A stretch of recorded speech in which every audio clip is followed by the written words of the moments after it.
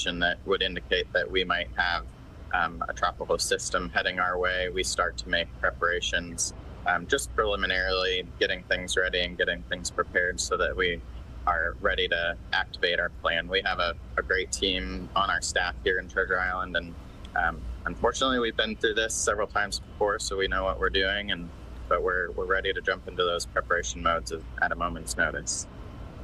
Do the preparations differ if the storm is going to be, let's say, a tropical storm versus a hurricane or even a major hurricane like in this case? Absolutely, but it's difficult to tell, especially with this storm. We had very little lead up time compared to Ian last year when we had several days notice and we were watching it carefully. It was very slow moving.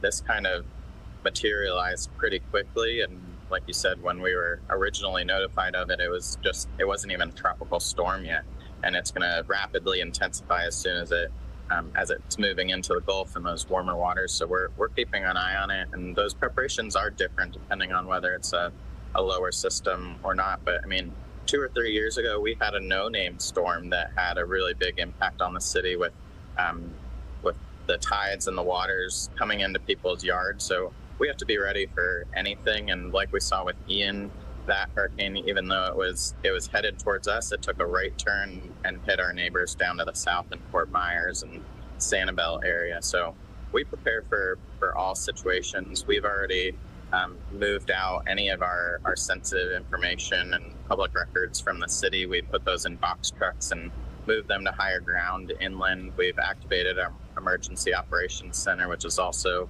inland.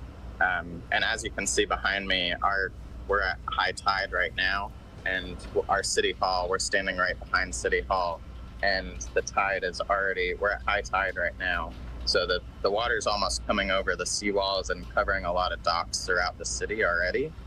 So with potential 4 to 7 feet of storm surge on top of this, it's really important that we prepare, even though it's probably on the path right now, not going to hit us directly. We have to prepare for that storm surge no matter what. How does the decision work to decide whether to issue a mandatory evacuation order, and where do you stand right now? Evacuation orders are determined by our county. So Pinellas County government makes those decisions, and trickle them down. We have 24 different municipalities in Pinellas County, so that centralized decision making for evacuation orders is really critical for us to all be on the same page. Right now, we're under a mandatory evacuation for Zone A, which the city of Treasure Island, everything within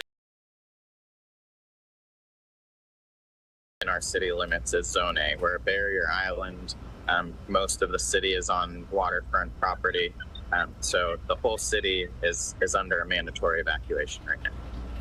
Do you see a lot of people that kind of hang out behind? Because we've been looking at Cedar Key, Florida, for instance, where folks have been told you need to evacuate, go somewhere else. And then you have a lot of people who say, I'm used to this sort of thing. I understand how a tropical storm, a hurricane works. I've been born and raised in Florida, and they stay there. Is that the kind of situation that you're seeing there in Treasure Island now, despite being under that mandatory evacuation order? Yeah. My family's lived in Treasure Island since 1970, so my dad was one of those people probably several years ago where he's like, I've lived here since 1970. We've never had any issues. They all kind of miss us, but I'm seeing a change, and I think it's thanks to all the news coverage and the narrative that the news is putting out there, that you never know what these things are going to do. So we are starting to see our residents take our storms much more seriously than I feel like they have in the past. With Ian, I was very impressed with how quickly people heeded the precautions, heeded the evacuation warnings, and I think seeing the devastation down in Fort Myers and Sanibel, Cape Coral, has really sent home the message to people that you never know what these things are going to do. So it's better safe than sorry. Just go inland. We're also trying to really emphasize this year that you don't have to go far. We're in Pinellas County. There's plenty of areas within our county within 10 to 20 minutes where you can get to higher ground and be safe for the storm, and you don't have to clog up the highways and evacuation routes trying to get all the way to Miami or something like that to avoid the storm. What advice do you have for people, or what would you say to people right now who are still there, let's say in Treasure Island or other barrier islands there, who say, I've lived in Florida, I do know all about the storms, I know how this all works, but I'm going to stay put, I'm not going to evacuate. What do you say to those people right now who are watching? I think it's all the more reason to evacuate and to take the evacuation orders seriously. We haven't had an event that has seriously flooded our town in a long time, and especially when a storm is hitting to the north of us like this one is looking like it will do, that storm surge is even more important and is more likely. I mean, it's heading north of us, so all the water is going to be pushed to the south side of the storm inland, and we never know what it could be. Especially right now, we're at a full moon, it's a super moon, high tide, so this isn't even necessarily the effects of the storm yet, but adding on 3, 4, 5 feet of storm surge on top of this could be really devastating, especially our residents who are in some of the older homes built in the 60s, 50s, 70s that are on the first level. Once our, along with an evacuation order for our residents, our EMS team and our emergency personnel also evacuate the island once it's unsafe for people to be here. So if there's an event where you have 4 feet of water in your home and you're on the first level, you have nowhere to go. You also have no emergency personnel to come and assist you until the storm clears. So it's really not worth the risk, and we really advise people just take the safe bet, find somewhere to stay for the night, and be safe. All right, Mayor, thank you so much for taking the time to join us here. Is there anything else that you want to add before I let you go?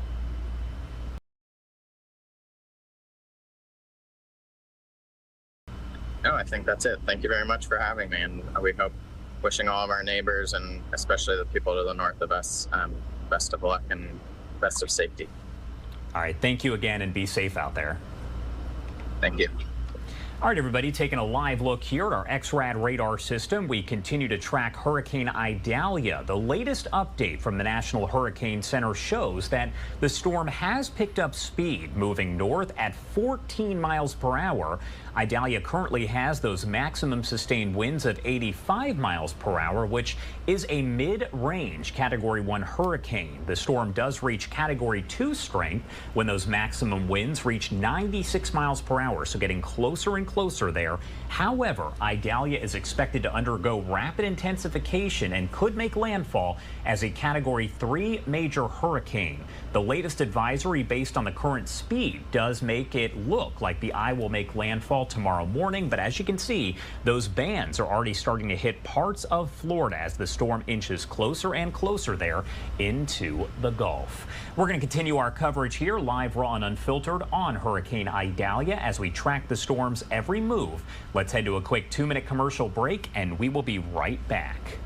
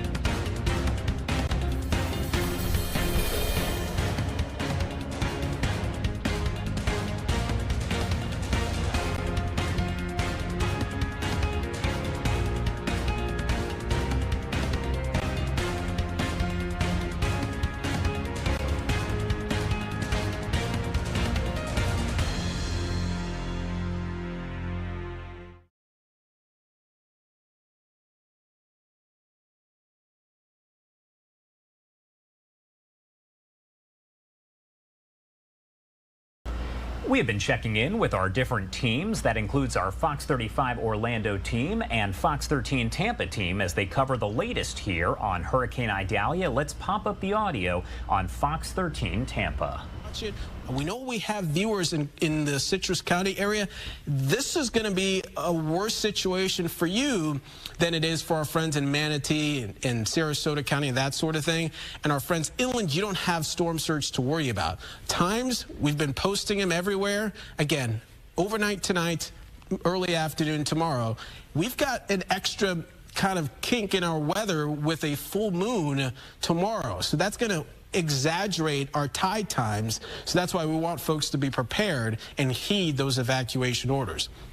So in a nutshell, 4 to 7 foot storm surge still holds for the Tampa Bay area. It will be higher to the north. We expect winds to ramp up to tropical storm force late in the day.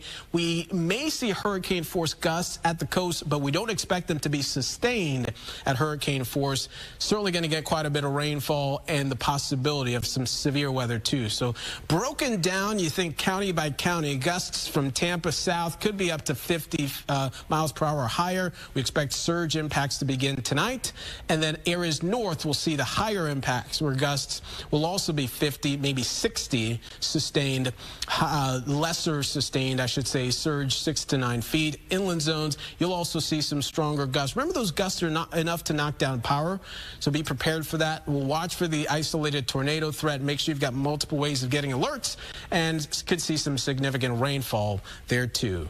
High of 92, scattered showers and storms in the mix. And, you know, take the next several hours to really harden your home, finalize those hurricane preps. Again, worst conditions will be along the coast and lesser impacts inland. Again, impacts will be higher to the north. Tomorrow we'll be hunkered down through the morning. We've got you every step of the way. We thank you for staying tuned, and we'll have much more after the break. All right, that is our Fox 13 Tampa team. We appreciate their live coverage of Hurricane Idalia as it does continue to churn there in the Gulf and move closer and closer to the Gulf Coast of Florida. Some of those bands, as we've mentioned, have already made their way into areas, the southwestern portion of Florida, feeling the effects. Let's take a live look here over at Cedar Key. You can see things are really heating up. The waves are starting to pick up just a little bit as the storm inches closer to that area. We have been checking in, as I mentioned, with not just our Fox 13 Tampa team, but also our Fox 35 Orlando team. They provide a little bit more information here. Morgan Parrish has more on how folks are getting those free sandbags to help protect against flooding. We are here at just one of those sandbag locations. They opened up yesterday to the public around noon, and today community members can come out here as early as 8 o'clock and they can fill up at least 10 bags a person. Now, crews have been out here getting things ready, setting up chairs, putting out more bags, zip ties, and getting the cones ready. We know that at least 400 cars came out here yesterday to fill up their trucks with these sandbags. Now, I spoke with officials at Marion County yesterday, and they said that they have been preparing for Idalia since last Friday. So it has been all hands on deck. We know schools across the county have been closed. They close today and tomorrow. We know the animal shelters are already closed, the Florida Department of Health, and also the Sheriff's Office will be closing today at noon through Wednesday, as well as other business offices as well. So again, everybody is just preparing. Everybody says that they would rather be proactive instead of waiting until it's too late, really. So again, if you haven't come out here, there's still time to fill up those sandbags. And again, there's cones, there's zip ties. And I want to see, question, how early did you come out here and how many sandbags? 7 a.m. in the morning. 7 a.m. Yeah, I have 8 bags. 8 bags already. Yes, ma'am. Okay, and do you have any fears for Idalia? Oh, no, definitely not. No? Just getting ready, getting prepared. Getting prepared, Yes, all right. And that's really what we've been hearing out here all morning long. So again, if you haven't come out here, there's still time until the storm gets really bad tonight. So we'll be out here all morning long. For now, I'm Morgan Parrish reporting in Ocala. I'll send it back to you. A big thank you to our Fox 35 Orlando and Fox 13 Tampa teams as they do provide this live coverage, and we can pass it along to you at home. Once again, taking a live look at Hurricane Idalia. They're churning in the Gulf and getting closer and closer to the Gulf Coast of Florida. Expected to make landfall as a major Category 3 hurricane tomorrow morning. Now, we spoke with the National Weather Service a bit earlier, and they said there is the potential this could strengthen into a Category 4 hurricane. We're keeping an eye from each and every angle here as we do gather the latest information. It is now 12:50 on the East Coast and 9:50 on the West Coast. Let's head to a quick 2-minute commercial break, the last one of the hour. And on the other side, we will get right back into our continuing coverage here of Hurricane Idalia. You're watching Live Now from Fox.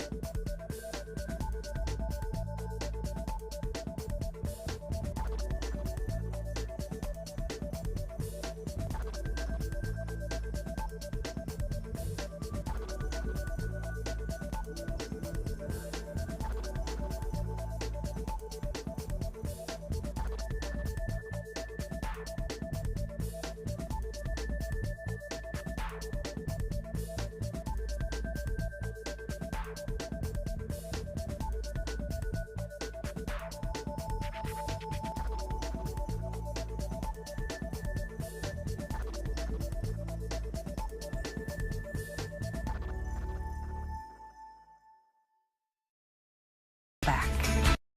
And that was some live coverage there coming from our Fox 13 Tampa team. We have been checking in with them and our Fox 35 Orlando team as we do track Hurricane Idalia, now a Category 1 hurricane with maximum sustained winds of 85 miles per hour, getting closer and closer to that Category 2 status and expected to make landfall tomorrow morning as a Category 3 major hurricane. We are keeping an eye on all of the storm preps and everything going on across the state of Florida. I do want to play for you a news conference that was held a bit earlier on today. This was over in the area of St. Petersburg as crews are preparing for the storm to arrive in that area. Y mantenerse en la casa si no piensa evacuar. Gracias. Thank you, Yolanda. I also want to recognize Senator Del Rusan, who's joined us. Thank you, Senator. Jeff Baker from Duke, would you like to make some comments? Thank you for joining us. Thank you, Mayor. At Duke Energy, we're prepared for what lies ahead. In the past days, we have secured additional resources. We'll have about 4,500 people coming from our utilities in the Midwest as well as other utilities in the Southeast. These will be line crews, vegetation management crews, and damage assessors. We've also secured additional supplies to make sure that we have what is needed for the restoration efforts. One of the things that the mayor said is, be prepared, and as far as power outages, that applies as well. Have supplies at your house, be prepared that there will be power outages, and also think about how you will respond after a power outage. Some things to be aware of. If a line is sagging or down, please stay away from that line. If you have pets, make sure that you don't let them roam freely, because unfortunately there have been pet fatalities in the past because the pets have encountered live wires. Another thing, if you have generators, please ensure that your generator is properly ventilated. For most people, that means it needs to be outside. Unfortunately, we've all heard stories of people losing their lives because the generators were not properly ventilated. If you have space in your freezer, please fill that up with ice bags, things of that nature. It will give you additional time should your power go out. So those are the things that we ask you to do to help us help you, and we look forward to working very diligently to get all the power restored as quickly as possible. Thank you, Jeff. Appreciate it. Okay. Yeah, we'll take questions now. Okay. Heather with ABC After News. You guys are able to, in some cases, restore power digitally, in other cases not. Can you just talk about the difference and when you would maybe be able to go out if you aren't able to restore digitally? Our crews are not able to go out for restoration until it is safe to do so. And that typically means 35 mile per hour or greater sustained winds. Our crews are not able to go out. What you're referring to is what we call smart grid technology. Over the past several years, we've invested significantly in smart grid technology, and what this does, it allows our system to self-heal, if you will. Obviously, those systems will be operating during this storm. And I know in past storms, we have seen significant advantages. I know in the last major storm we had over 3.3 million minutes of interruptions that did not occur because of that smart grid technology. So all of that will be activated as well. Other questions? Mayor, any sense of how evacuations are going so far? I think we're seeing less than a robust response. Amber, did you want to, where's it? There you go. You're right there. Yeah. You have any more information on that? I don't have specifics. From what I hear, it's going rather smoothly. As what Mayor alluded to earlier, we're not seeing a large evacuation as maybe we'd hoped as far as in shelter capacities. There's lots of shelter capacity, I think, is the message there. So whether that's folks are heeding the warning and making the shelter the last resort and finding other host homes or hotels, that's great. So the message is there's lots of room in the shelters if you need shelter to make sure that you make your way to one. Can you potentially talk about, kind of piggybacking off of what she just said, just talking about the idea that, a few years ago we had Ida come through. It was a tropical storm. People were like, oh, it's just a tropical storm, no big deal. But St. Pete saw pretty significant flooding in some of their neighborhoods. So this is a stronger storm potentially coming our way. Can you just talk about the storm surge, being potentially worse than it was even then, and the importance of taking that seriously? Well, the projection right now is 4 to 7 feet of storm surge, and I think that less than a year ago we had even a better example of Ian. Fort Myers, Sanibel was on the outside of the cone. This time, a relative, they thought they were in pretty good shape, and then it took a turn. That can happen here, and so folks shouldn't relax until the storm is well past us. And even when it's past us, we're still going to see storm surge late Wednesday afternoon. So this isn't past us. Folks need to stay vigilant for another 24 hours, and then we'll be in much better shape. But storms are unpredictable. Folks that have been in Florida for a long time know it. Maybe folks who are newer to the area see that track and think they're safe, and we know from Ian that is not the case. Do you know when crews might be cutting out, when it would be safe for them to do so? Would that be like Thursday morning to start doing like debris and damage assessment? Recovery crews. Let me ask Rob, Administrator. Thank you, Mayor. Good morning, St. Petersburg. And first of all, I want to thank the mayor for his leadership. He's been totally engaged, and the administrators and the chiefs and Ambers. I think we're really well prepared for this storm. We are preparing as if we could get a direct hit, and that's the tack that we're taking and the posture that we're in. I think on Wednesday, after the winds subside, Colleen will be in a position to go out and start making assessments on damage, also clearing debris for access to hospitals and other emergency needs if that scenario arises.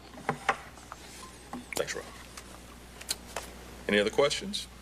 Is there anything being done differently compared to past storms? I know every storm is different, so have you learned anything from previous storms that you're implementing this time around?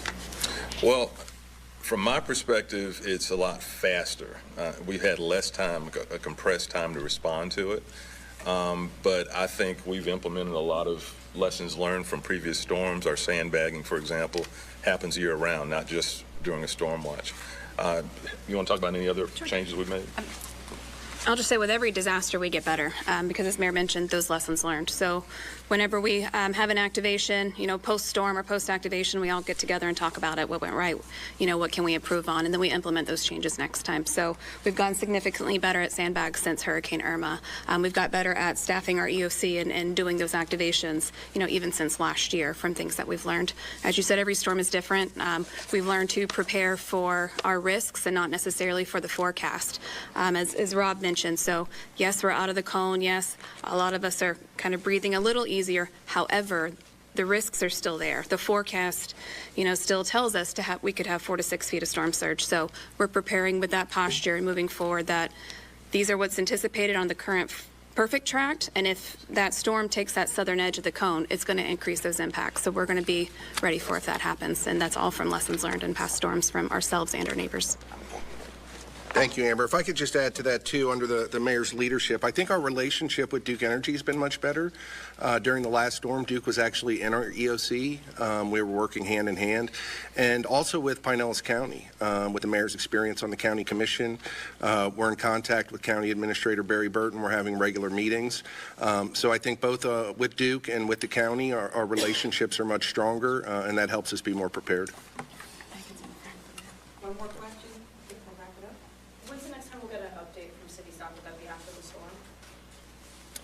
From city staff? From the mayor? Press conference?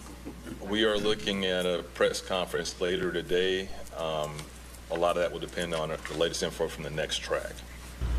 And that was a news conference a bit earlier on today with officials there in St. Petersburg, Florida, as we do continue to track Hurricane Idalia, that is now a Category 1 hurricane, a mid-range one with maximum sustained winds of about 85 miles per hour, churning there over in the Gulf, expected to strengthen in a rapid intensification situation. We're going to be joined by the National Hurricane Center shortly to break down the latest for us. Let's head to a quick 2-minute commercial break, and we will be right back.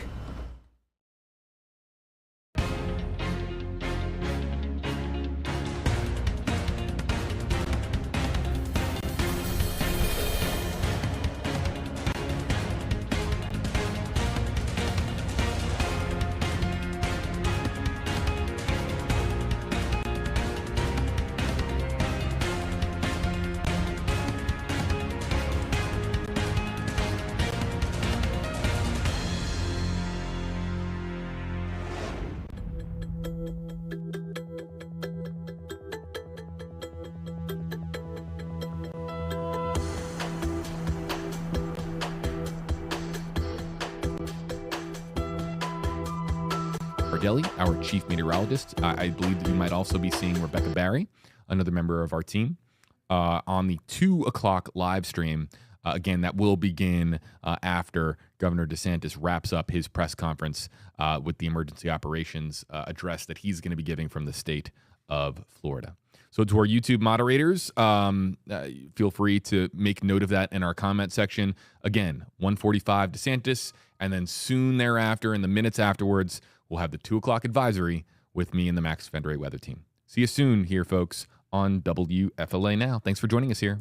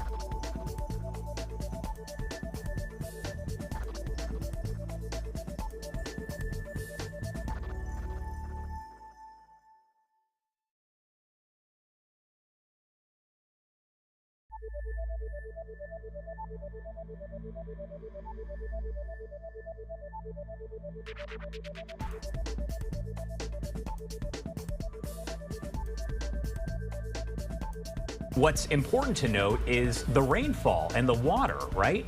Yep. Right. It's really water that kills most people in tropical storms and hurricanes. About 90% of the fatalities are either due to storm surge or rainfall flooding. And this area you see here painted in red that extends from just east of Tallahassee, Jacksonville, Savannah, Charleston, up into Wilmington, North Carolina, is the greatest risk of rainfall flooding over the next several days as the center of Idalia moves inland and then along the southeast coast of the United States. All these areas are at risk for flash flooding. And then we have that potential for that catastrophic storm surge, inundation here in the Big Bend region, but life-threatening storm surge possible or even expected along much of the west coast of Florida from all the way south of Tampa Bay area, the Big Bend, over to the Appalachia Bay, over to Indian Pass. My last question for you here. What do you say to people who are in Florida and say, we're used to tropical storms, we're used to hurricanes, we don't need to evacuate or take precautions and pay attention? What do you say to people who are in that mindset? Well, just because you haven't seen an event of this magnitude in your life where you live doesn't mean it can't happen. And you do not want to be left in a vulnerable location after a storm of this magnitude. You can certainly lose your life in the storm surge. You could lose your life due to the strong winds. You could lose your life after the storm. If you're left in a devastated area where you've been asked to evacuate, there are likely to be no medical help, no emergency services. There may not be power, water. You could be left in a very vulnerable environment if you have an accident or a medical condition. Nobody might be able to come help you. And so again, follow those evacuation orders. You don't have to go hundreds of miles, just go tens of miles to get out of that storm surge evacuation zone and get to a safe place. All right, Michael Brennan there with the National Hurricane Center. Thank you so much for taking the time to join us. I know, as I mentioned, you have a lot going on, so we appreciate it. Thanks. All right, and taking a live look at our XRAD radar system right now as we do continue to track Hurricane Idalia. The latest update here, the storm is moving north at 14 miles per hour. Idalia currently with those maximum sustained winds at 85 miles per hour, which is a Category 1 hurricane. The storm does reach Category 2 strength when those winds reach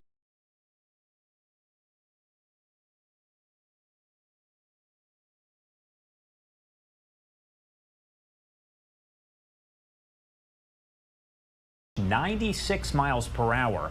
As of now, Idalia is expected to undergo that rapid intensification and could make landfall as a Category 3 major hurricane. That landfall expected early tomorrow morning along the Gulf Coast to Florida. But what you can see on your screen is those bands are already starting to impact land. Take a look right here. This is a live look over at St. Pete Beach there in Florida. St. Pete Beach, that is hard to say, but you can see the rain is already starting to come down and there are some very dark clouds there in the distance. Let's head to a quick 2-minute commercial break and we will be right back with more live, raw, and unfiltered coverage. You're watching Live Now from Fox.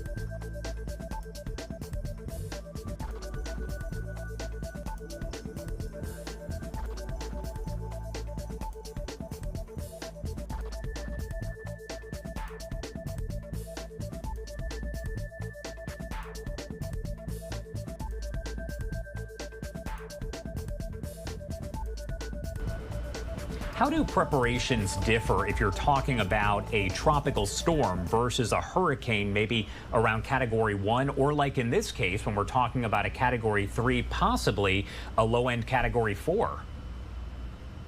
A lot of the preparations are the same, especially with what we're suggesting for our residents and our visitors.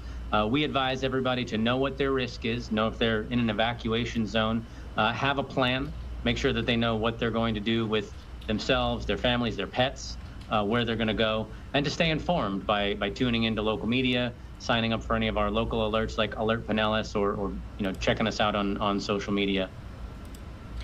How does the decision work on whether to issue a mandatory evacuation? Is there also a voluntary evacuation that could go into effect? We take that decision very seriously for two reasons. One, people's lives are on the line. We order an evacuation based on the risk of life-threatening storm surge, which that information comes from the National Hurricane Center. We also understand that it can be very difficult for people to evacuate, both just to make that decision and also to physically do it. So we try to only make it if it's absolutely necessary. In this case, we do feel it's necessary, and that's why we have ordered a mandatory evacuation for everyone in our Zone A and also our mobile home parks, because those are particularly vulnerable to high winds during a hurricane. We do occasionally do voluntary evacuations, but not in this case. A lot of times you have folks who say, I grew up in Florida, born and raised. It's just a tropical storm. It's just a hurricane. No big deal. Some rain and some wind. What do you say to folks like that who are in that kind of mindset right now as Idalia does get closer and closer there? Hope is not a good strategy. We're very lucky here in Pinellas County and in this very specific part of Florida that we have not been hit directly by a major storm in more than 100 years. Since 1921. There are many other communities in Florida that are not lucky. Our neighbors to the south in Fort Myers were hit by Hurricane Ian last year. Hurricane Irma was pretty devastating a little bit just south of us. Hurricane Michael was devastating to the north of us. It's not an if, it's a when. And that's why we always advocate for people to take some pretty straightforward preparation measures to ensure that if this storm does turn towards us, or if a future storm in the rest of hurricane season does turn towards us, they are prepared to keep themselves and their families safe. All right, definitely great advice there. David Connor with Pinellas County, thank you so much for taking the time to join us. I know you have a lot going on, so we definitely appreciate it. Of course, thank you. All right, everybody, and I do want to take you out over to the area where we do have Governor Ron DeSantis expected to speak here once again. He's been holding press briefings in several different locations over the last several days as we do get closer to the storm making landfall. Now, at this point, we do know the storm is expected to make landfall tomorrow morning, but the bands are already starting to arrive in Florida. And as of the last check here, the storm does have maximum sustained winds of 85 miles per hour. That is a mid-range Category 1 hurricane. The storm will reach Category 2 strength when those winds reach 96 miles per hour sustained. But Idalia is expected to undergo that rapid intensification and could make landfall as a Category 3 major hurricane. We're going to keep an eye on all of this and bring you the latest right here, live, raw, and unfiltered on Live Now from Fox. And once Governor Ron DeSantis does start speaking, we will also bring that to you here on Live Now. Let's head to a quick 2-minute commercial break, the last one of the hour, and on the other side, right back into our live coverage of Hurricane Idalia. You're watching Live Now from Fox.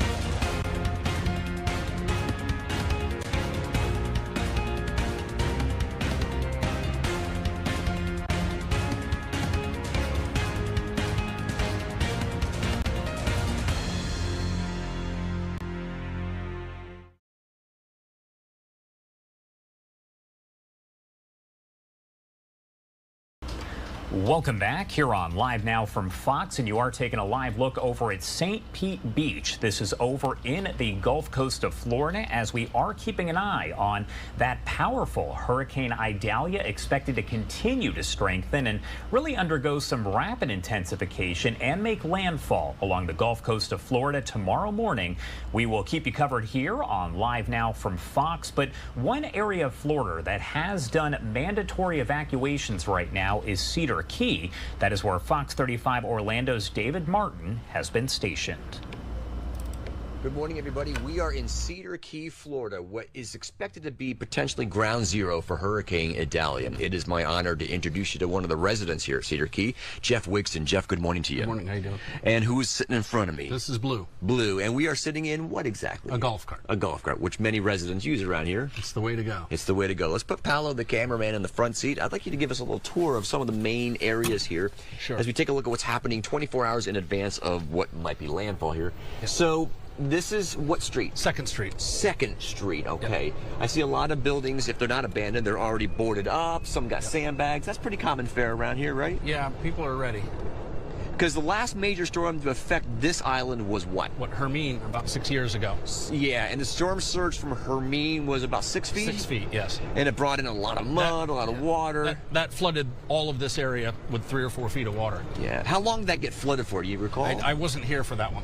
Yeah, but it comes in and comes out pretty quickly, but it leaves a mess, unfortunately. Yes, it does, yeah. All right, now we are heading over beyond the stop sign here, beyond 1st Street, across the bridge that was recently completed. Yep, they finished this about a year ago, and that takes us down to Dock Street. What happens around this area when the storm comes in? Because this island is very hilly, right? There are parts that are super high. Up by the community center, it's about 25 feet, so there's a lot of safe spots.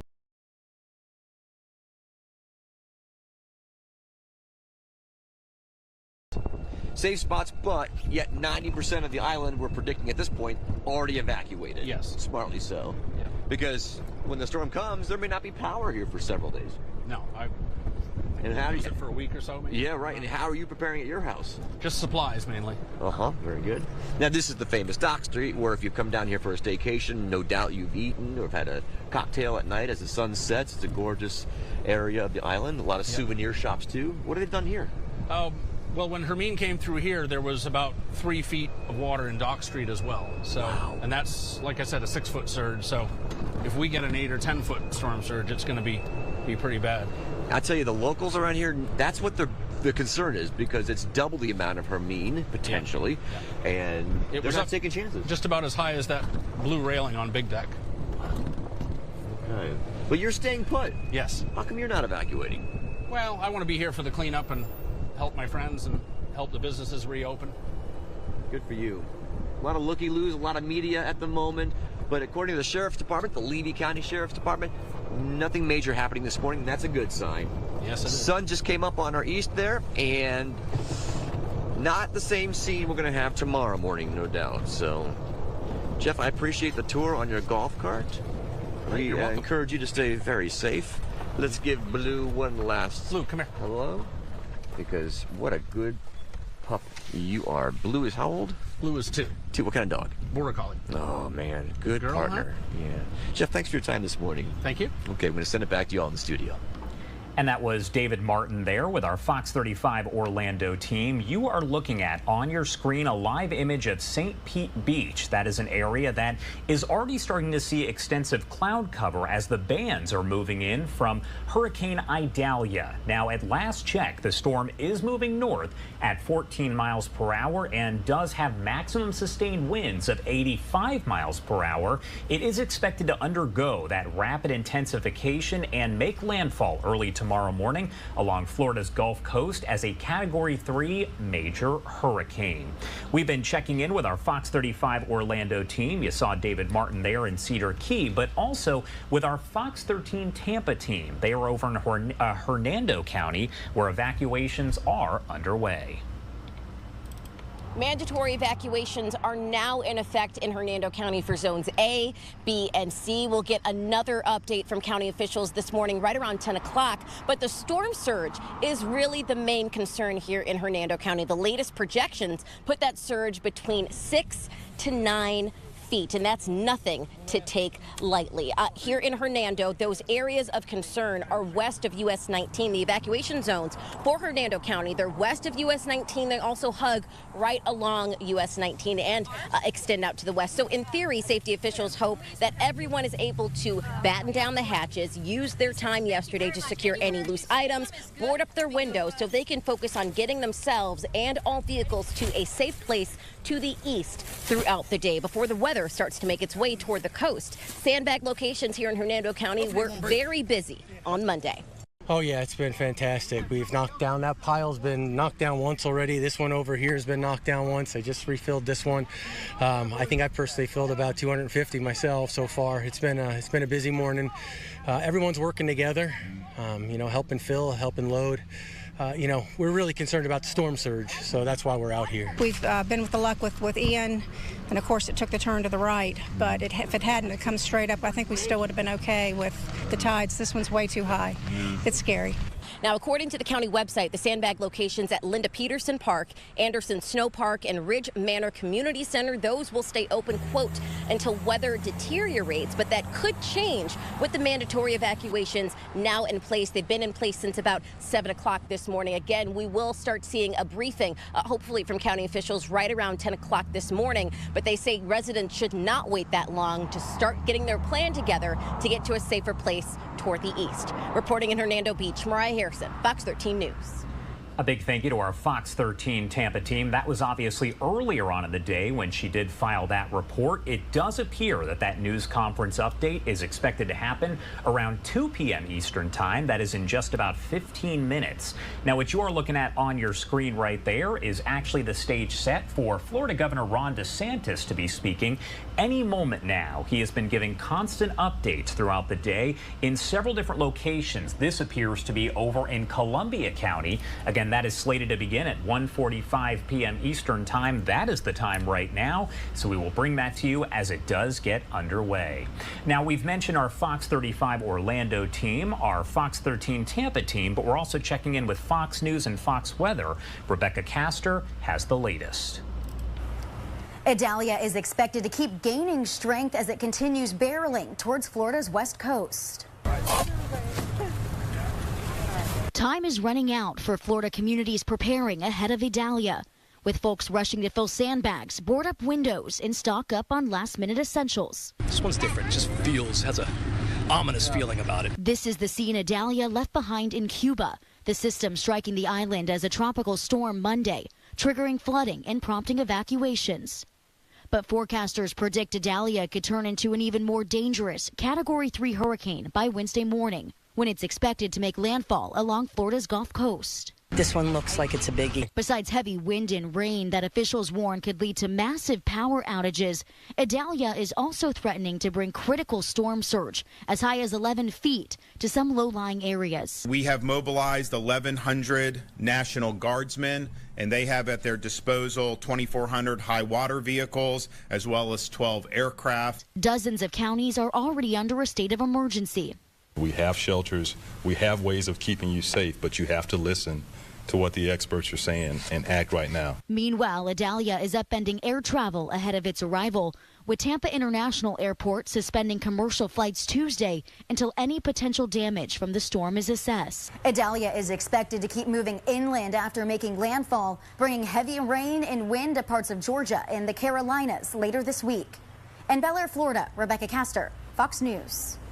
Rebecca, thank you so much. And once again, taking a live look over at St. Pete Beach. That is where the storm clouds are starting to move in, and we've already seen quite a bit in the way of rainfall. These bands are going to keep on pushing through as we do see the storm get closer to the Gulf Coast of Florida. This is not the main storm by any means. These are just some of the outer bands that are moving in. The storm is expected to undergo some rapid intensification as the day does continue, essentially making landfall there over along the Gulf Coast, a bit more to the north than originally predicted, as a Category 3 major hurricane. Hospitals across the state are doing everything they can to prepare because, as you may remember, earlier this month, Hurricane Hillary hit over in LA in Southern California and essentially caused people to have to evacuate from the hospital due to a power outage. So hospitals in Florida are hoping they don't have to deal with a similar situation.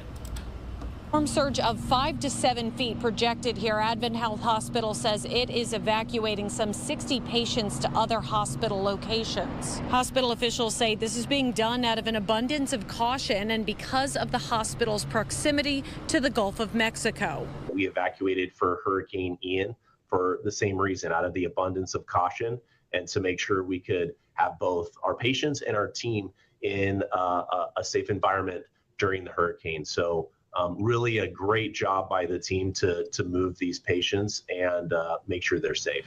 Advent Health North Pinellas says it has canceled and will reschedule all elective procedures starting Thursday.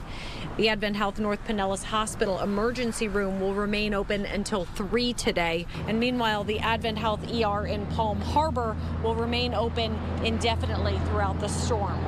In Tarpon Springs, Kelly Cowan, Fox 13 News. All right, taking a live look right now over in Florida, as we do expect Florida Governor Ron DeSantis to be speaking again alongside several different officials here. You can see everyone starting to enter the room as they are going to provide yet another briefing. This has been going on now for several days, as we have seen several updates provided by the governor and state emergency officials just in several different locations. They are trying to make sure that no stone is left unturned and that everyone across the state is prepared for the storm. Now, at last check, Hurricane Idalia is moving north at 14 miles per hour. Idalia currently has maximum winds of 85 miles per hour, which is considered to be a mid-range Category 1 hurricane.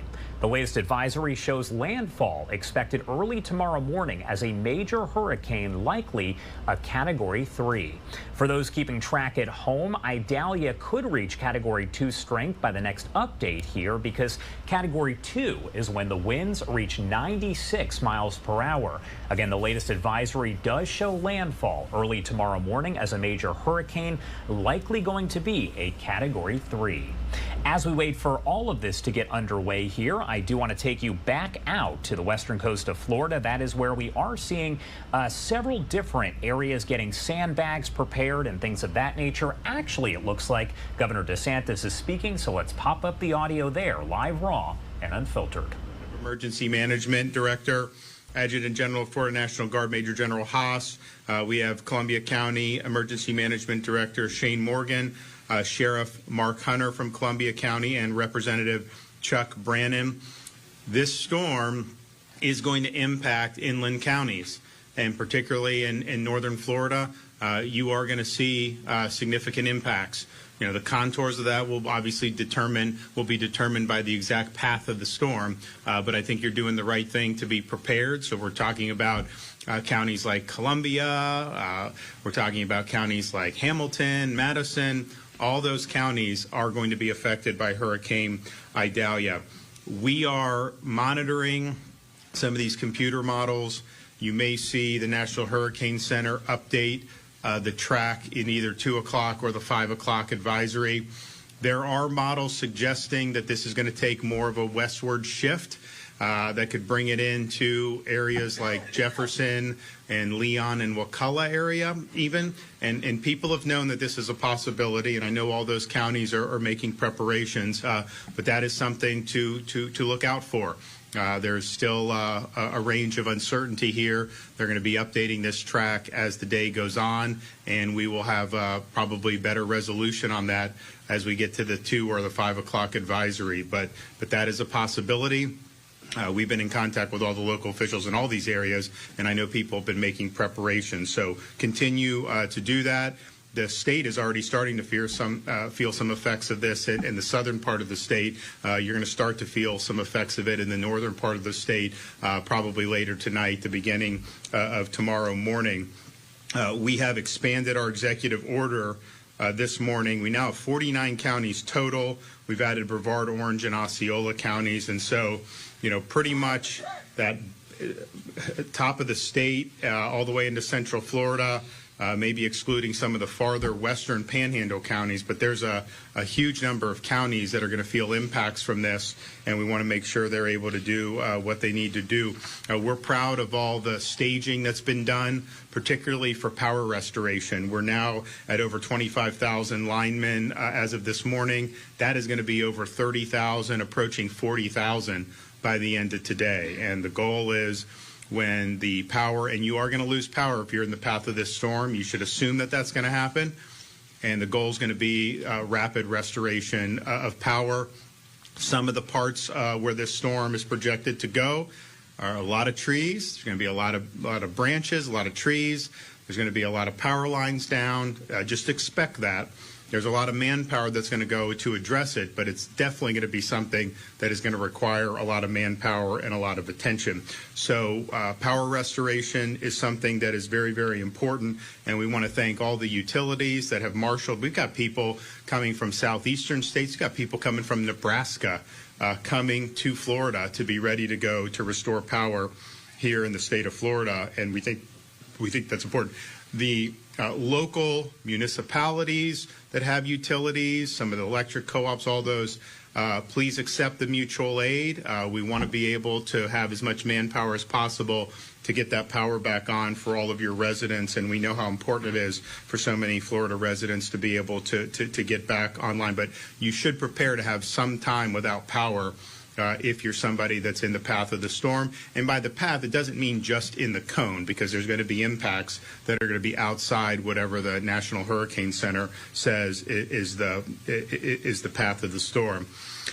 There have been evacuation orders issued for people on coastal areas, barrier islands, low-lying areas. You still have time, particularly if in the northern part of the state, you have time to be able to evacuate. You don't need to drive hundreds of miles. You don't need to try to outrun the storm. Just get to higher ground, get into a safe structure, ride out the storm, then you can go back to your place. But in some of these areas, like a Cedar Key, some of these others, along the Big Bend, you're talking about really, really significant storm surge potential. I mean, this is similar 10, 12 plus feet of storm surge could happen in some of those areas. And the storm surge is not something, you're not going to win that battle if you decide to stay behind for that. You run away from the water and then you hide from the wind. And so in Florida, if you get away from where the surge is going to hit, most of the structures that we have, particularly things that have been built in the last 20, 30 years, those are going to be fine for a Category 3 storm. And so you can hunker down there on higher ground where the storm surge isn't going to be a threat.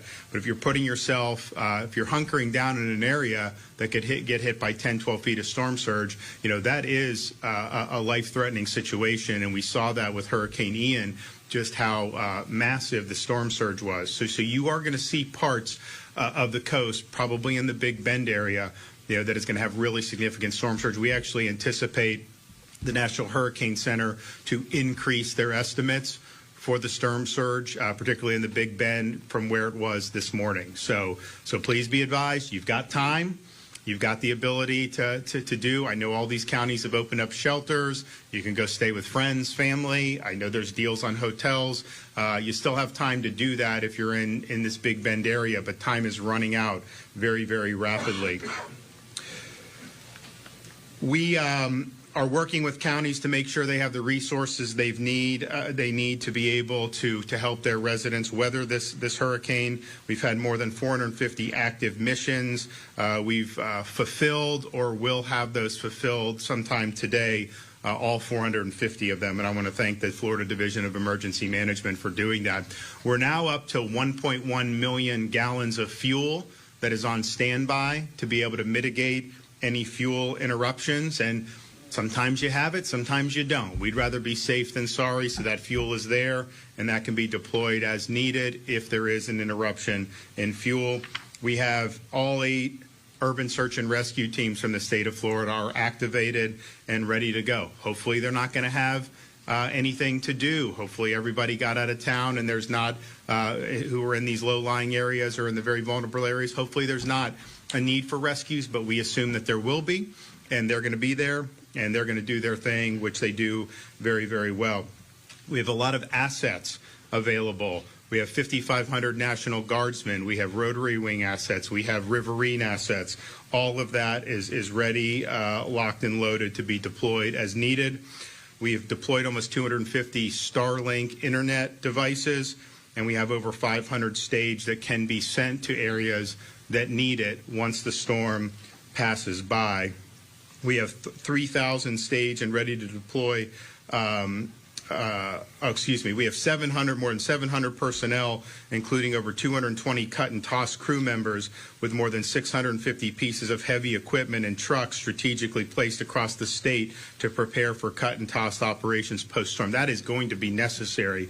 Hurricane Ian, because it was a more populated area, the amount of tree debris and some of the others on the road, while there was definitely some, it's probably not going to be as much as this storm will be, because you've got a lot of wooded areas. You're going to see a lot of branches go down, and so we have people standing by to be able to help clear the roads, and that's important just for pedestrian traffic, but also important for emergency response traffic. So that's something that's going to be really, really important.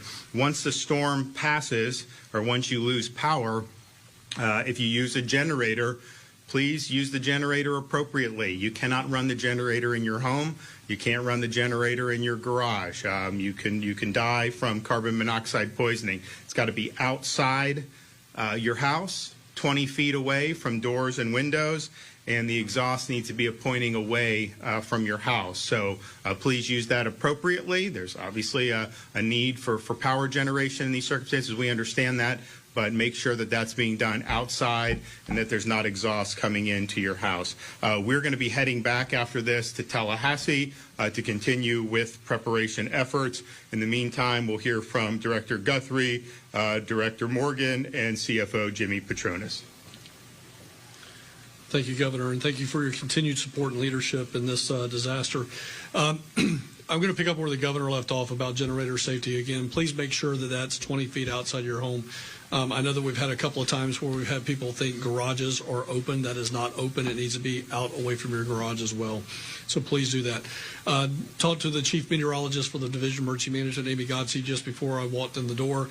Again, reiterating what the governor has already said, we do anticipate seeing some higher level storm surge values coming out of the National Hurricane Center here very shortly.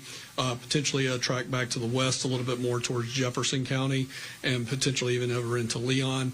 But what I would ask people to do now, especially if they live on the river, its tributaries in the Swanee River Valley, of course, up here in Columbia County as well, please heed the warnings. If Shane or any of your local emergency managers ask for an evacuation, please do that. You are going to lose power. If you are power dependent, you have to have that. You're going to lose power. We are going to lose power. So please make sure you go someplace that has power that can help you out. I'm not going to talk about how Columbia County needs to handle that. We do have on our website right now at floridadisaster.org/SNR. That's S as in Sam, N as in Nancy, R as in Romeo, SNR. That's our special needs registration, but we are getting into a window where we're going to have to go direct with counties versus us getting that information and making sure it gets down to the county level. So I'll let Shane obviously talk about how he does that here in Columbia County. But again, if there's a doubt, call your local emergency management agency and then listen to your local emergency management official as we move into these next few hours. As soon as the disaster is passed, again, all of the state's resources and all the state emergency response team, the 30-plus agencies that we have, plus all of the mutual aid that is coming from all over the United States, will be ready and quickly responding to it, to include even in the overnight hours. So please stay safe. Please heed the evacuation warnings. Thank you so much, Governor, for all you do for us. Okay, Shane. Thank you, Governor. Thank you, everybody, for being here today. I just want to reiterate what they were talking about. If you do have issues such as you're a special needs patient, you can call in. Our citizens information number is open and active. We opened it at noon today. That number is 386-719-7530, and we can help you get registered for the special needs shelter if that is something that you are wanting to take advantage of and be a part of. The shelters will open at 6 o'clock. We have 5. We have the one special needs shelter, which will be Westside Elementary School. Then we have some community centers. We have the Richland Community Center that will be open, the Winfield Community Center, and also the Westside Community Center. And we will have Fort White High School open on the south end of the county as well. But thank you all for the support from all the agencies here in the room, the support I'm getting from the Division of Emergency Management already, just 2 days basically into this event. But everybody, please heed the warnings, stay safe, and we're preparing for the worst but hoping for the best. Thank you, everybody. Okay, Jimmy Petronas. Yeah. Thank you, Governor. Thank you, Kevin. Kevin Guthrie, I was talking to him in the car. He hadn't even had a honeymoon yet. So thank you for your dedication to the citizens of the state of Florida. Look, just as we saw with Hurricane Michael and Hurricane Ian, these storms can be unpredictable. They can change at the last minute. The storm surge that the governor and Kevin have alluded to, you can't run from water. You can't. You just it's too dangerous. There's no structure that can survive the type of surge a storm like this can put out. So the life-threatening surge is something that I really want to just heed on and listen to the evacuation orders by your local officials. As we get into the recovery, you're going to have predators that are going to pre-stage outside those affected areas. And I'm telling you, Mark Hunter and his folks do an amazing job of keeping you safe. But these folks are going to approach you at your doorstep, and they're going to offer to remove trees off your house. They're going to offer to provide you services before the storm and after the storm. I'm just going to let you know, if you feel comfortable giving a total stranger cash at your doorstep, you might as well be setting it on fire, because that's what you're doing. You're not going to be able to get any restitution, any reimbursement back from your insurance company with those type of transactions. Just understand, people that come out immediately after the storm a lot of times are not of the best intentions. They are going to seize that opportunity to take advantage of you because you're vulnerable. Whatever you do, do not sign anything. You're going to have folks that are going to want to provide services to you, and they're going to say, just sign this document. You may be signing a contract that now is obligating you to services where they're going to charge you whatever they want. So understand, signing something immediately after the storm, you need to get your facts straight, make sure you understand what your rights are.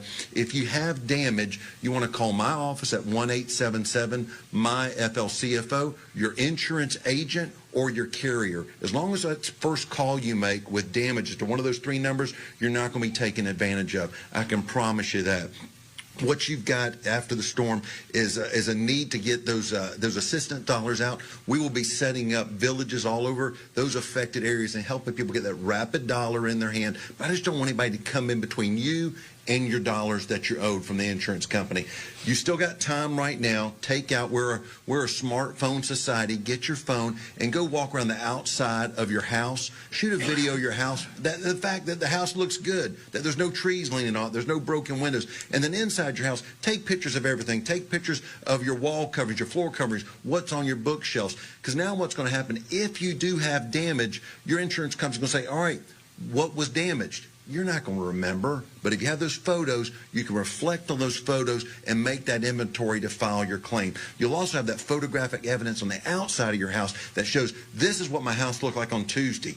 It was hit on Wednesday, and on Thursday, you've got this really cut and dry photo evidence of what the house looks like. When you give it to the insurance adjuster, they can show and prove that the damage was caused by the storm. All that's just going to streamline the claims process and make it that much easier to ascertain what damage was caused by the storm and what is truly the liability of the insurance company to pay you off. So again, understand all of that. Look, we're going to have our fraud teams out there. The sheriff and his teams are going to be working around the clock to keep you safe. But please, use some common sense. If it's too good to be true, it usually is. And when you see one, thank a lineman. Oh, lineman. I told people earlier today, you know, not all heroes wear capes. Our linemen wear hard hats. And with the efforts with FP&L, with Duke, our municipalities, our co-ops, all working together collectively, please understand, you make their jobs a lot easier when you listen to what our elected officials tell you to do. Downlines are going to happen. Trees are going to fall, just like the governor said. And you know what? Sometimes it's going to create an event that you can avoid. Please use some common sense and heed those warnings. Governor, thank you for your leadership. Understanding we're going to have Urban search and rescue teams from all over the United States staged to hit the road immediately afterwards, and they're going to be going door to door to check on the life and safety needs of those that didn't heed the warnings. I would much rather, like the governor said, I would much rather them not have anything to do other than check the box that there was nobody in the house. So please, thank you for being so cooperative and understanding. We live in paradise. Sometimes Mother Nature likes to show up and give us a haymaker or two, but I promise you we'll get through all this together. Thank you, sir. Great. We've also are in the process, and it may have already been transmitted, but it will be today if it hasn't already, requests of the federal government for a major disaster declaration, and it's our belief that that will be approved based on our conversations with FEMA. So we appreciate that. That'll obviously help on the back end as we do things like debris removal, which is going to be something that's going to be really, really necessary given the path of this storm. And once the storm hits, just to remind everyone, be very, very cognizant of standing water, down power lines. There's going to be a lot of hazards out there as different things have been upended, whether it's power lines, trees, all these other things. And so be very, very cautious. You know, don't drive your cars if there's a lot of flooding. Don't try to drive through that. It's not going to work out well.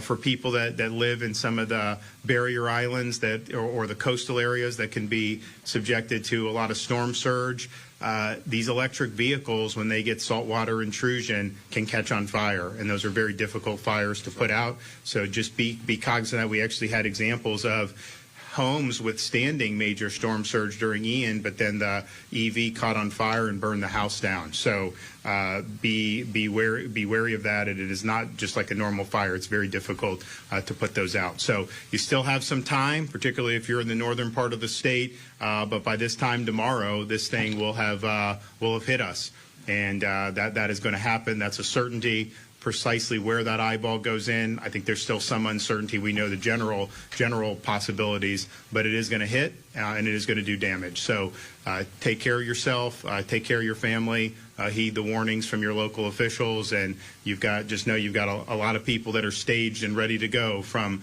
rescue to power to food and water to gas. That's there, and that'll be brought on target as necessary. All right, we got any questions? And we'll take you back to that news conference right now. That was Florida Governor Ron DeSantis, and you are taking a live look at our XRAD radar system as we do continue our coverage here of Hurricane Idalia. As of the latest update from the National Hurricane Center, which was issued about 10 minutes ago, the storm has picked up speed slightly, moving north at 15 miles per hour. Idalia currently has maximum winds of 90 miles per hour, which is considered to be a high-end Category 1 hurricane.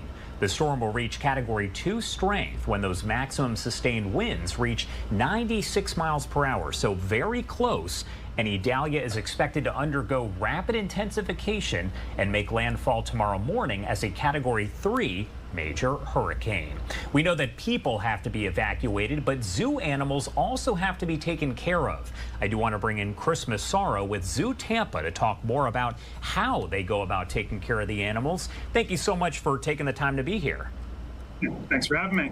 So a big question we do get from a lot of people is how exactly does the zoo go about preparing for this? Because as we mentioned, people have to be evacuated and moved to safety, but the animals do as well.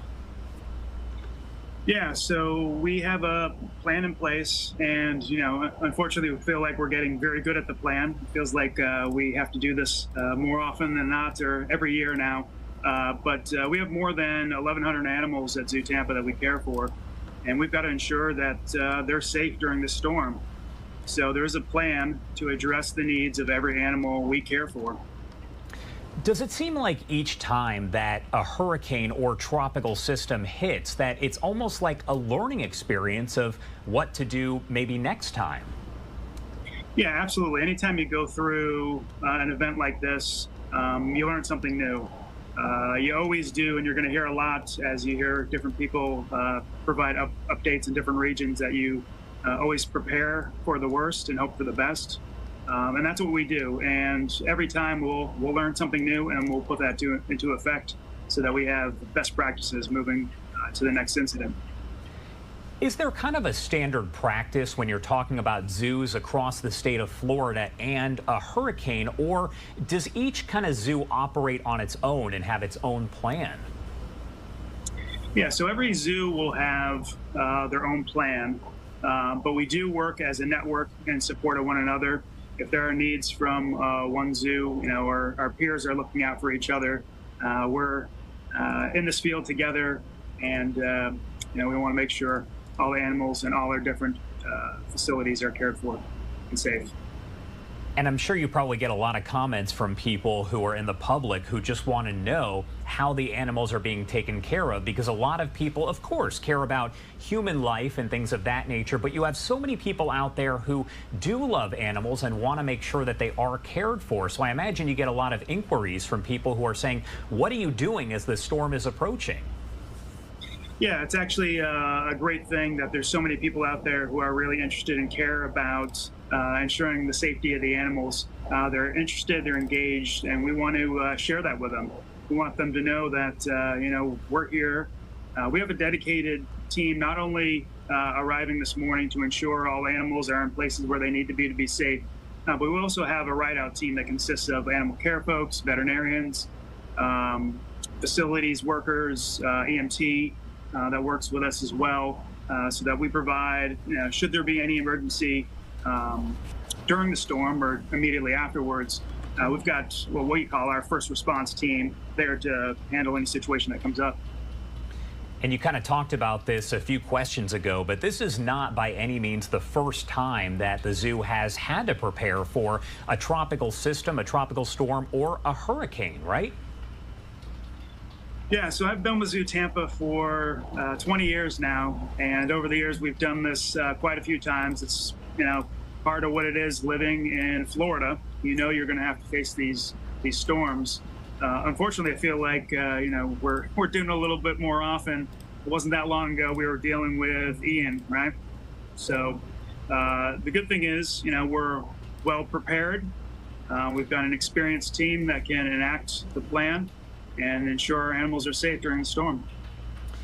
Has the zoo suffered any sort of serious damage as a result of these storms in the past? I imagine that caring for the animals is, of course, a precaution, but has there been any serious damage that's been done to the zoo as any of these systems have moved through in the past?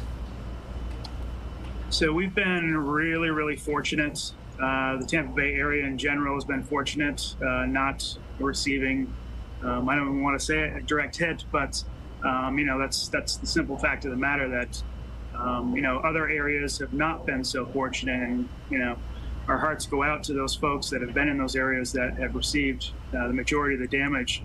But fortunately for us, we've been okay. All right, Chris, thank you so much for taking the time to join us here. Is there anything else that you want to add before I let you go? No, again, I just want to thank everybody who does reach out and shows interest and cares for our animals here at Zoo Tampa, and want them all to know that we're here. We're going to be with them through the storm and ensure their safety. And we all love to hear it. Thank you so much again for taking the time to join us. Yeah, thank you. Want to take a live look here at our X-Rad radar system once again. If you are just joining us, I want to go over the latest information about Hurricane Idalia. As of the latest update from the National Hurricane Center, that was issued just 16 minutes ago at 2 p.m. Eastern Time. The storm has now picked up speed, moving north at 15 miles per hour. Idalia currently has those maximum sustained winds of 90 miles per hour, which is considered to be a high-end Category 1 hurricane. The storm does reach Category 2 strength when those winds reach 96 miles per hour. So again, very close to that Category 2 status. Idalia expected to undergo rapid intensification and make landfall tomorrow morning as a Category 3 major hurricane. But no question, just looking at the radar, you can see the bands, the storms. They are already moving through parts of the Gulf Coast of Florida up through Tampa. We do have this camera that is coming in from St. Pete Beach. That is very hard to say, but you can see the rain coming down on the camera there and the dark skies. It looked a little more ominous a bit earlier, but as the bands keep on moving through, you'll see those winds pick up as well as the rainfall. 217 on the East Coast, 1117 on the West Coast. Let's head to a quick 2-minute commercial break, and we will be right back with more live, raw, and unfiltered coverage. You're watching us here on Live Now from Fox.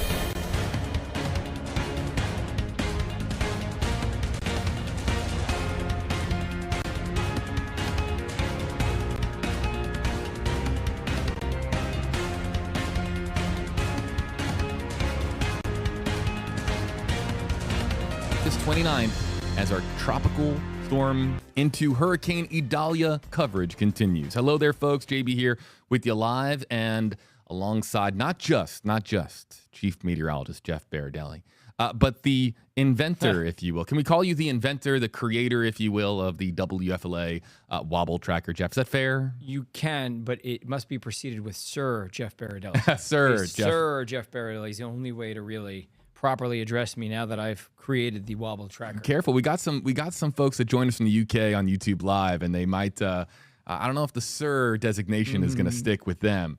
The real-time wobble tracker is here on your screen, and the man best to talk about it here with you as well. Jeff, there's a bend in the wobble tracker. Can you explain this before we get into the 2 o'clock update? So that is the new track from the National Hurricane Center. So that's the track from the National Hurricane Center in red, and the past path of Idalia is in blue. So you can see at this point, National Hurricane Center expecting more of a track to the northeast. You can see that if you look closely, it's a 6-hour track of the radar. Look at the radar, and you can see it wobbles off track once or twice, but then wobbles back on track. That's why we call it a wobble tracker, because oftentimes we'll see that the thunderstorms around the center of the storm will literally be enough force to pull the center of the storm or the eye wall this way and then pull it that way and pull it this way and pull it that way. So it's wobbling because of the weight of thunderstorms on one or the other side of the storm.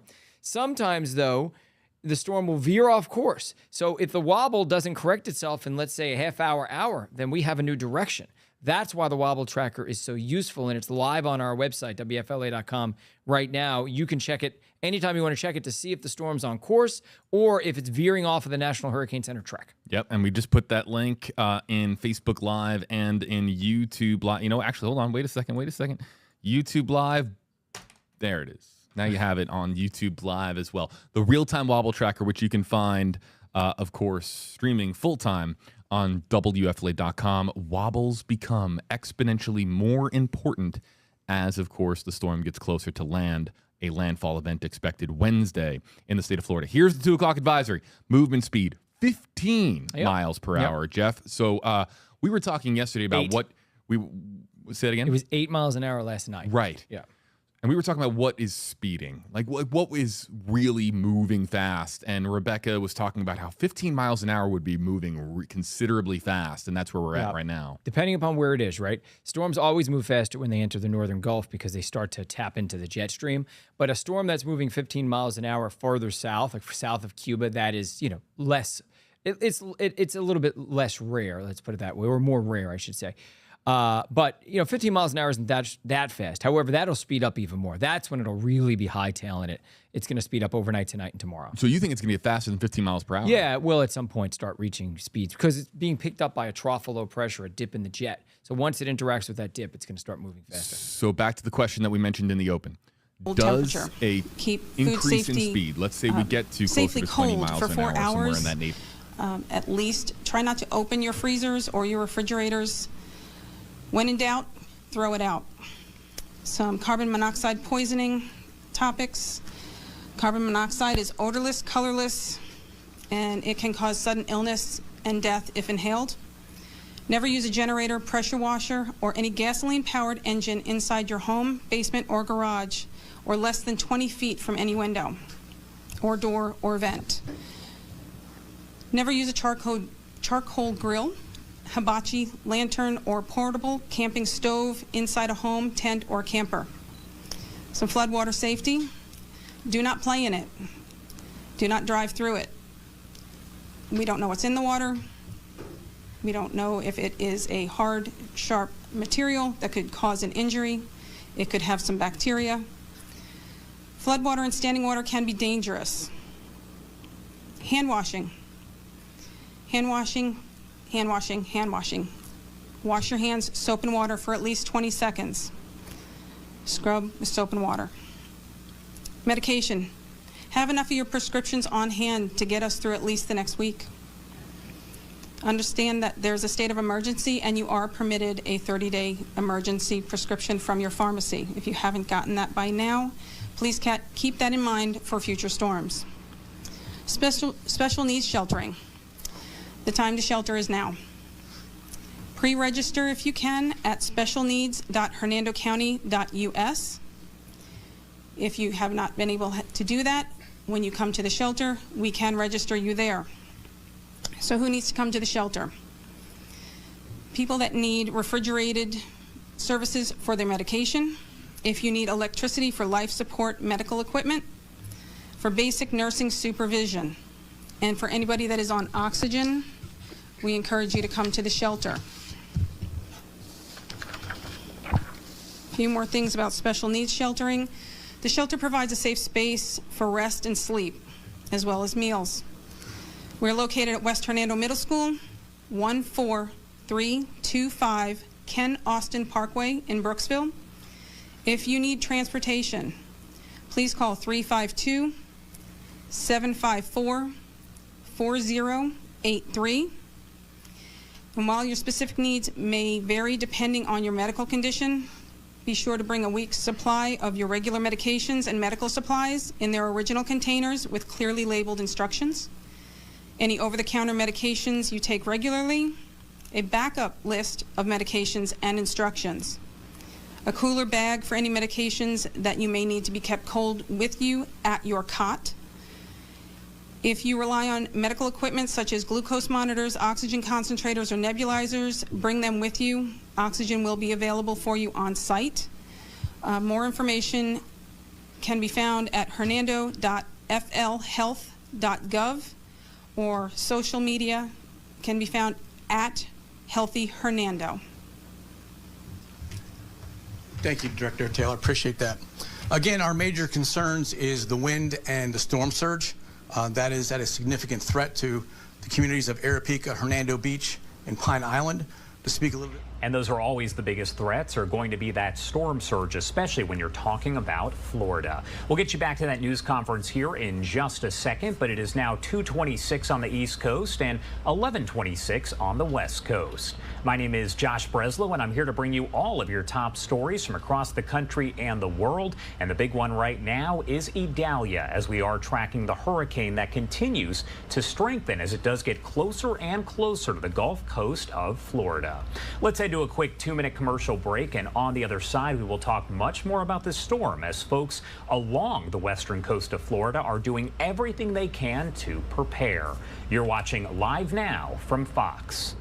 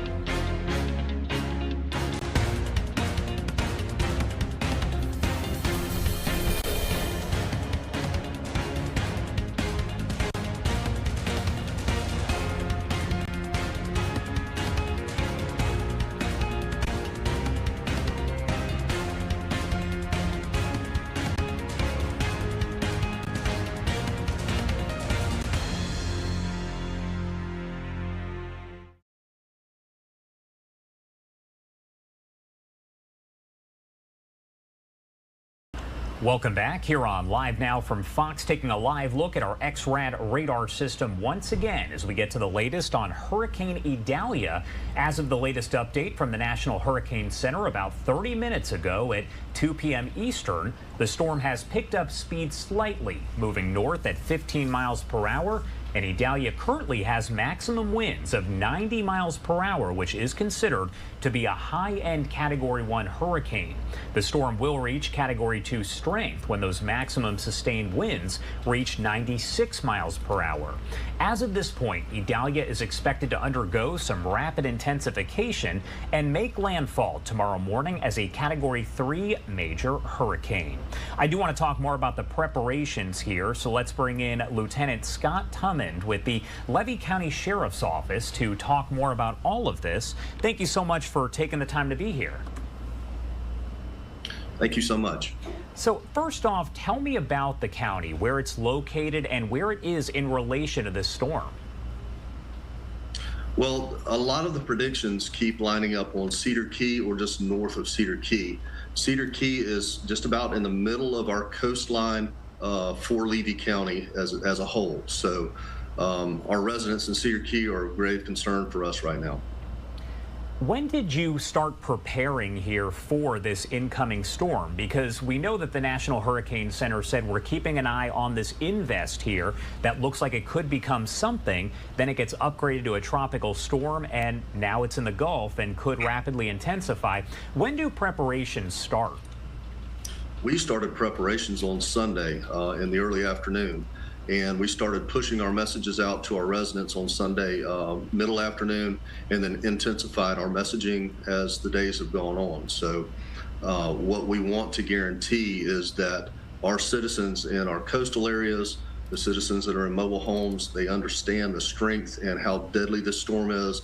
And then you add to that the huge influx of water that we're going to see in our low-lying county. Do the preparations differ if the storm is going to be, let's say, a tropical depression, a tropical storm, Category 1 hurricane, or in this case, a major hurricane? Is there any sort of difference in how you prepare for that? Actually, there is no difference. We expect the worst and pray for the best. We prepare the same every time, no matter what intensity the storm is being predicted to hit us. So in this case, we're preparing for the worst, and we're, again, praying for the best. But again, our concerns are for our coastal communities. They're going to take a major impact. We're looking at catastrophic flooding along our coastline.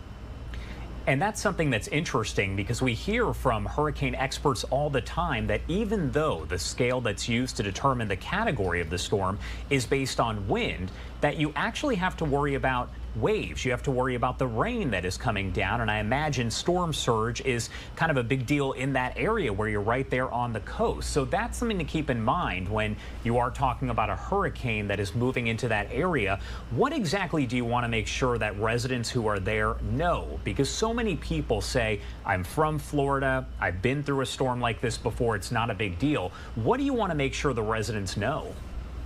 Well, if our residents have been here for any length of time, they can remember Hermine. Hermine pushed about 9 feet of water on top of us. Our low-end prediction is 12 feet. So we're looking for a lot of our low-lying areas to be underwater for a period of time.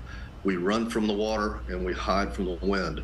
They have an opportunity now. Take ownership and leave the area. Do not rely on first responders to be able to get to you. How do you go about determining when an evacuation order is necessary and whether we're talking about mandatory or voluntary? Well, we pulled the trigger on that fairly early yesterday with a mandatory evacuation order being issued for 4 o'clock today. So that went out to our coastal communities, to our communities that are on the Suwannee River, and to our folks that are living in mobile homes or in RV parks. So that order was issued early yesterday, and we're hoping everybody heeds the warning. We want you to move out of the way of the storm. We're looking at winds in excess of 100 miles an hour, epic flooding for our region, and we're really concerned about how seriously our citizens are taking this. This is an epic situation for us, and we don't want to lose a single life. Are you seeing a lot of people who are heeding the warnings right now and are getting to safety as soon as they can and evacuating? Yes, our shelters are starting to fill up. We're seeing kind of a slow trickle into the shelters. We know that we have some of our communities out there and some of our folks still taking time to make these last-minute preparations. The shelters are open. If we fill one up, we're prepared to open a second one in our county. And anybody that needs sheltering, we ask that you make your preparations early and get to that location. Don't wait to the last minute. So do what you need to do. Take ownership for your own safety. Don't rely that once the flooding comes in and once the winds start that emergency services will be able to get to you. Be prepared and move early. All right, Lieutenant, thank you so much for taking the time to join us here. Is there anything else that you want to add, any kind of message before I let you go? Yeah, just folks out there, pray for our communities. Pray for the safety of all of our people.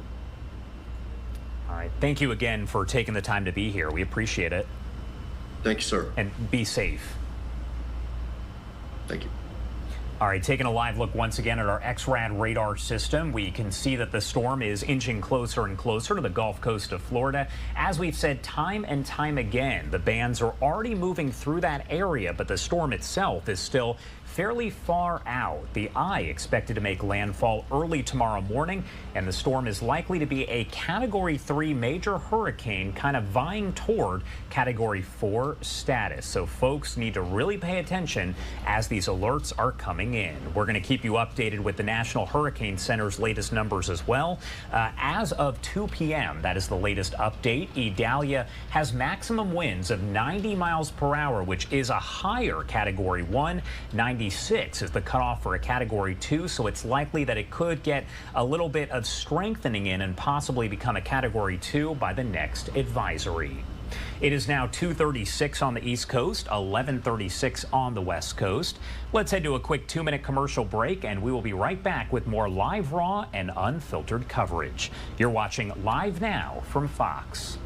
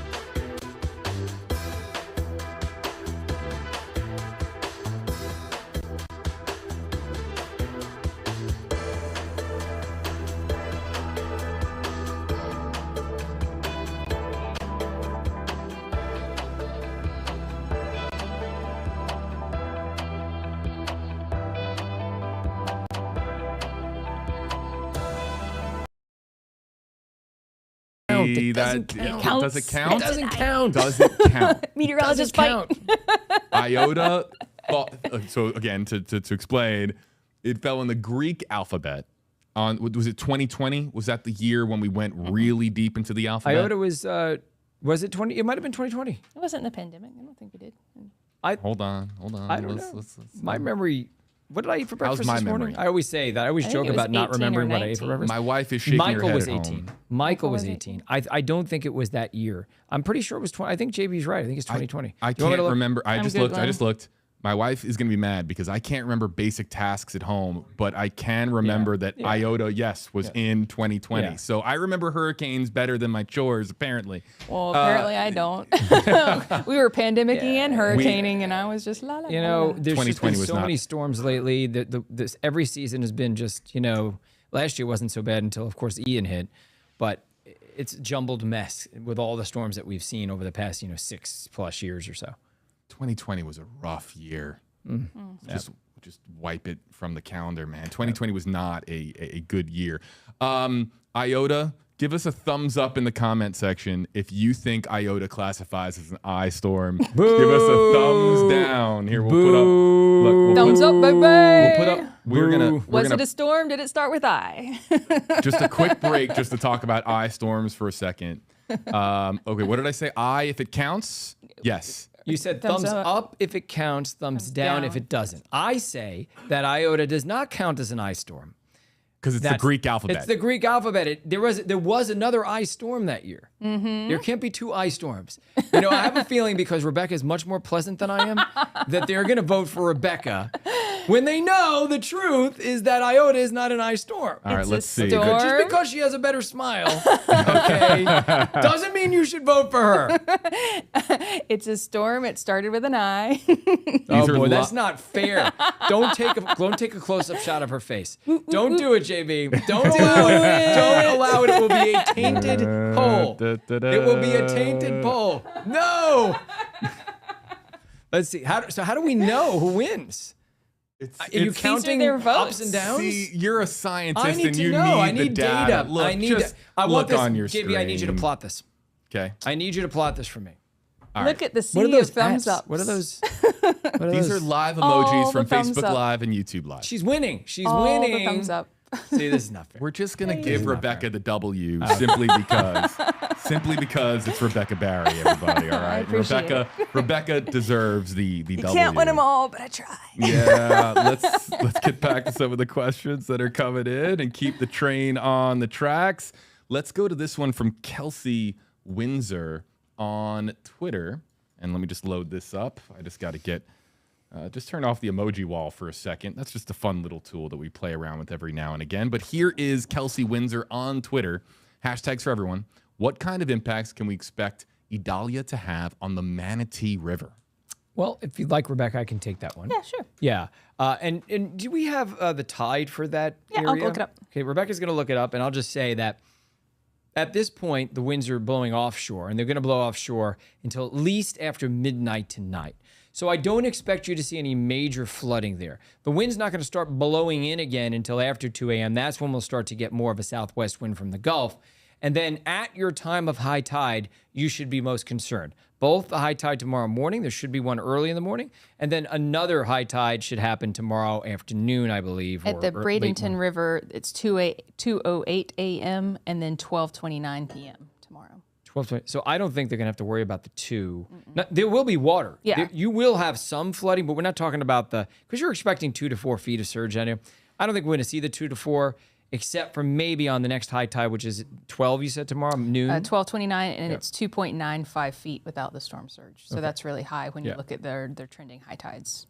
Okay. Yeah. So the thing is I think even at 2 a.m., you're barely going to have onshore component. It's going to still kind of be blowing offshore. It's going to be close call at 2 a.m., but the worst of it should happen tomorrow late morning, right? Yes. So late tomorrow morning, the water will start to rise with the high tide. And so unfortunately, it's going to be a pretty rocky afternoon with the tide not going out in some places because of the onshore winds. And even when the winds weaken tomorrow night, they're still onshore.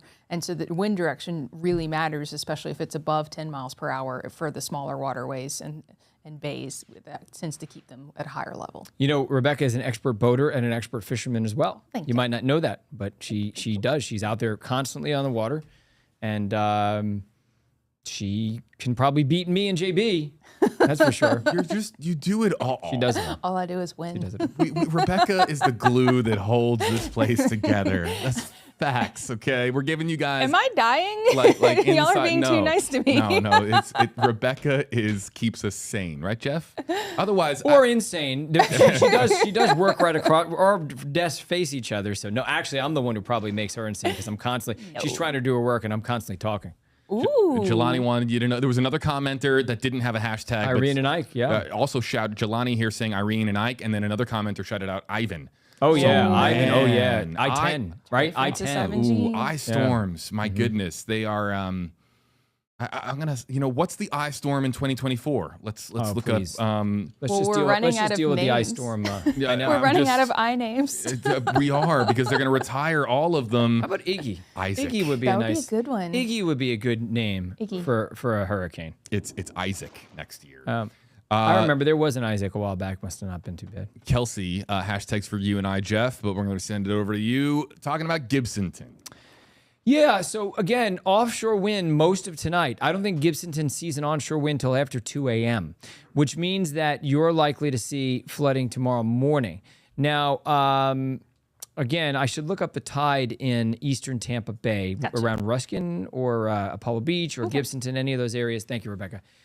Just to see exactly when the high tide is so we can give you the best idea. But you're not likely to see any water there until you have onshore flow and everything's funneling back in. And that's mainly during the day tomorrow, mainly early tomorrow morning and then during the day. And so we're going to find those Yeah, tides we got for a you. 3:38 a.m. high tide Okay.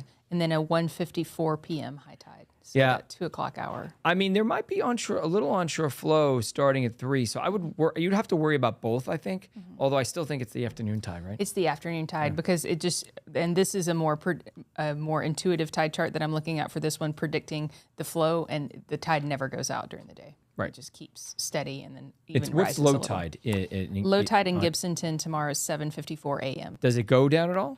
Not, it doesn't. Not according to this predictive tide chart. So It you stays get at the to a same certain level. Yeah.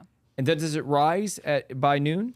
So it's at 1.97 feet at that high tide at 3:38 a.m. It stays at that 1.97 feet through low tide at 7:54 a.m. And then it slowly rises. And by the 2 p.m. high tide, it's at 3.6 feet. Okay. Yeah. So there you go. So it's mostly, it's really just gradually floods tomorrow morning into the afternoon hours. Let's do a wobble tracker check, Jeff. Just looking here Yep, at our latest. looks like it's on course. Yep, staying true. Yep. I mean, on this that line. tool can be so useful if it goes off track. I mean, and wobbles are normal. So if you see it go off track for a half hour, don't worry. If you see it go off track for an hour or two, start to be concerned, depending upon which side of the track you are on. We vote Team West. That's yes. I mean, Team West. There are people who live. Yeah.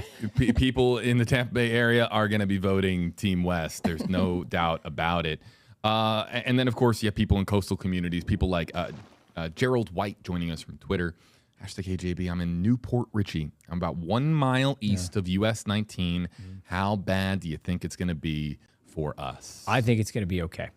I think you'll be okay. I don't think you're going to get storm surge flooding there. Most of the flooding in Pasco County is going to be west of US 19. Now, my grandmother lived probably where you live, which is she lived in many years ago in Beacon Woods East, and then there's Beacon Woods West, and then there's 52, and then there's 54. And I just think that east of US 19, you really are not going to have to deal with much water. If you're west of US 19, Hudson, you may see several feet of surge, and there will be water in people's homes, unfortunately, I think, in people's backyards, in places like Hudson. There's Hudson Beach there in Newport Richey, or just north of Newport Richey in Pasco County. So anyway, that's the way I see it. Yeah, I think the canals in Newport Richey, especially those east of 19, are in trouble. I think a lot of people will have water over their seawalls. Canals. And those canals. Yeah. Yeah. So unless you're on a canal, you should be okay. Oh, by the way, a little housekeeping. Yeah. So you need to be back downstairs for TV at what time? As far as I know, 4 o'clock. 4. You don't have to any cut-ins between 3 and 4? No, unless someone does a press conference. Okay. That's when. All right. If someone cool. press conferences. Well, it up. we're probably going to do another 15 minutes Okay. on stream, maybe a little bit. We might go a little bit longer. It's a marathon, not a sprint, as far as live streaming goes. Really quick, another housekeeping item. We are here for three primary functions. The first function, of course, is to keep you aware and safe, and to give you guys access to our meteorologist. The second function is using our meteorologist as well to answer your questions. And then the third function kind of comes into play now, Jeff and Rebecca, and that is people here in the state of Florida who can provide us with their weather forecast looking outside their window. They can, so we can interact with you, you can interact with us, and that's already starting to happen in our comment section. And we can provide some context here too. Carolyn is joining us from South Venice and saying that it's already scary, windy, and rainy in South Venice. If you can take the other computer there, JB, which one? links to, I think we have radar in there, so at some point we'll be able to see radar. But I'm actually, it's funny that that question came up right now, because I'm looking at the radar and it is pouring in Northport, and the heavy rain is now moving into Venice just now. And let me see what kind of winds are associated with this. But they're actually pretty strong for an outer band. I'll tell you exactly. 45 mile an hour wind gust, probably 40 mile. So I think we're seeing. You let me know, viewers down in southern Sarasota County, Venice, Englewood, Northport, if you're starting to see some